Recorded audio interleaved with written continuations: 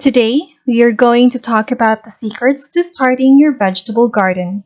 Perhaps you have been thinking about living a healthier lifestyle and want to try more earth-friendly and sustainable means to producing your food. From garden to table, who does not want to have their food fresh from their own garden? If you're curious on what are the secrets to starting and growing your own vegetable garden, then watch this entire video. Hi everyone, and welcome to Garden Life, the channel for all of your gardening needs. Home vegetable planting can help you save money and get closer to the natural world. For example, even just one tomato plant can be incredibly affordable. Think $3 to $5. And it can give you up to 10 pounds of tomatoes during the season, which otherwise can easily run you $20 or more. You can further reduce your costs by growing your favorite veggies and herbs from seed, such as tomatoes. Also, you'll discover that garden-grown produce has an even greater flavor and texture than what you've gotten from the supermarket.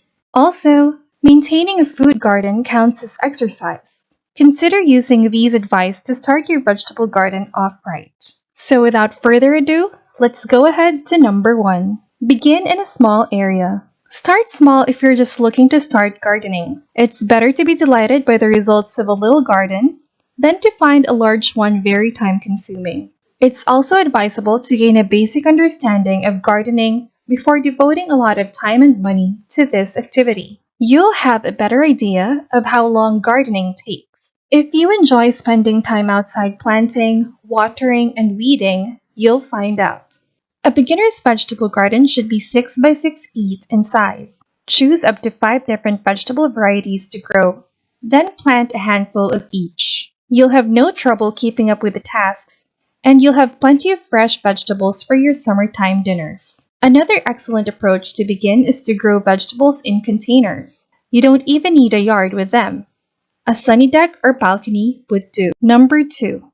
Cultivate the meals you enjoy. What do you enjoy eating? You'll learn from your response on what to grow in your food garden. When choosing what to grow, there are a few additional considerations to make. Choose your varieties wisely. Take particular attention to the seed packet's label, tag, or description. Each vegetable type has a unique set of qualities. Some breed plants that are smaller, perfect for little gardens or containers. Some kinds have higher yield, better heat or cold tolerance, or better disease resistance. Start by picking vegetables you enjoy eating, then research their sizes and maintain requirements. Consider how much food you and your family will consume and whether you'll be freezing, canning, or donating any extra produce. Then, be honest about how many seeds or plants you actually need to sow. Many newbies make the error of planting excessively. It may not take many plants to meet your needs because vegetables like tomatoes, peppers, and squash keep producing throughout the growing season. Some vegetables like corn,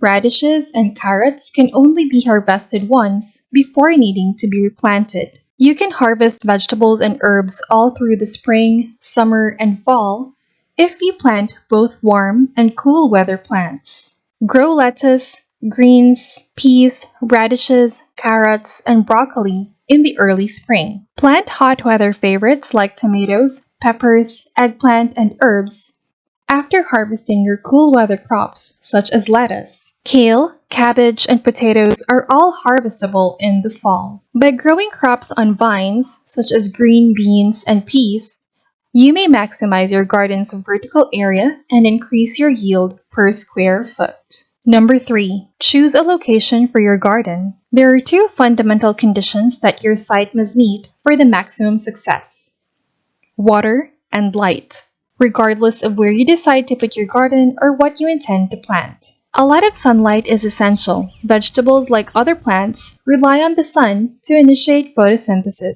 Vegetables that develop quickly require full sun, at least 6 to 8 hours each day of direct sunlight, without obstruction from trees, shrubs, or fences. Planting vegetables that prefer the sun in areas that get little to no direct sunlight won't be very successful. Plant vegetables and herbs that can withstand partial shadow in your yard, such as lettuce, kale, chard, spinach, chives, cilantro, parsley, and thyme. If your site receives at least 4 hours of direct sunlight every day, root crops like carrots, radishes, and beets might also work.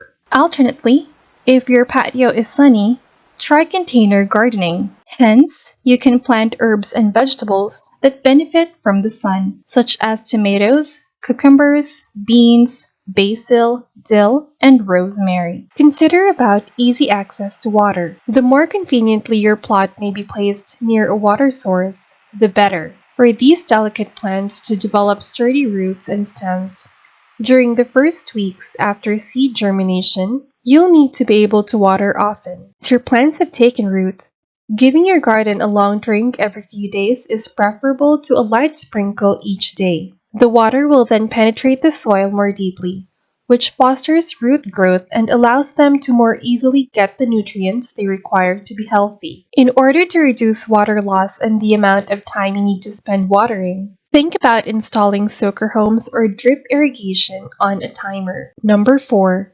Make a plan for your vegetable garden. While deciding on the layout of your vegetable garden, decide between row cropping and intensive cropping. Each has advantages. Cropping rows. Plants should be arranged in rows of 1, spaced at least 18 inches apart, to allow for easy walking between them. Large vegetable gardens benefit the most from this strategy. Continuous cropping. Increase the output of your garden by using intense cropping, which is placing 2 or 3 plants closely together in a bed that is around 4 feet wide. When transplants or seeds are planted, it is done such as that they mature.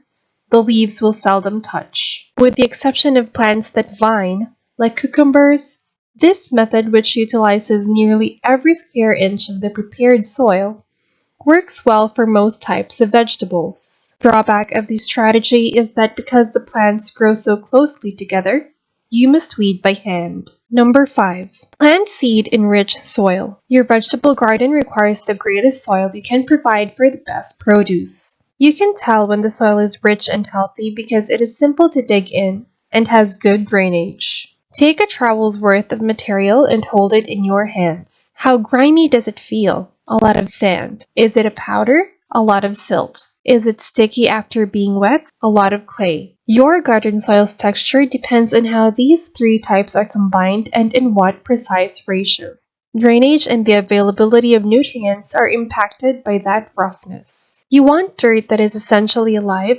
gritty, and black.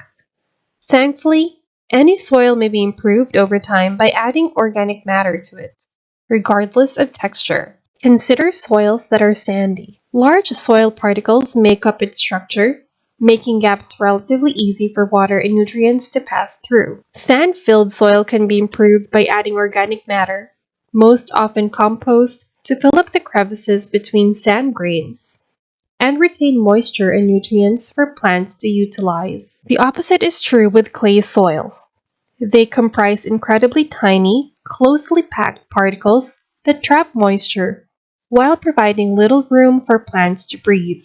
In order for water to drain more readily and for plant roots to receive essential oxygen, compost assists in separating those minute clay particles. The pH and nutritional levels of the soil where you intend to grow food will also be revealed by testing it. Understanding your starting point is crucial for determining the types and amounts of soil amendments you might need to add, preventing waste and under-adding. Let's now go to number 6. Prepare for diseases and pests. In general, go by these recommendations to prevent pests from damaging your vegetables, while specific issues may call for unique solutions. Get rid of weeds right away. Keep weeds to a minimal since they compete with your vegetables for light, water, and nutrients. Around larger plants, such as tomatoes, a mulch of clean straw or compost can prevent weed growth. To prevent any weed seedlings from growing, use a hoe. Keep pets outside.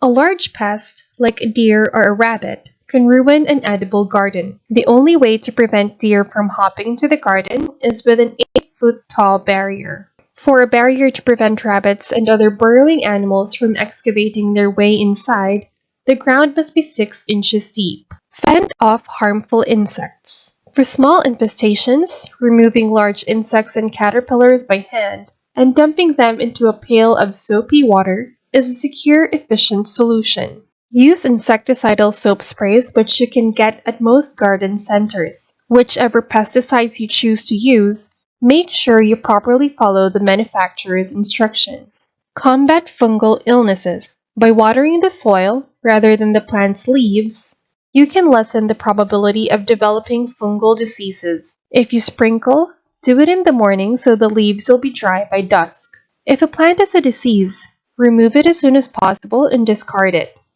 Do not add diseased plants to your compost pile. Growing vegetable types that are disease resistant and rotating your crops each year are other ways to prevent disease. Crop rotation prevents the growth of disease-causing microorganisms by shifting the location of your plants each year. That's it for today. Comment below and don't forget to like and subscribe.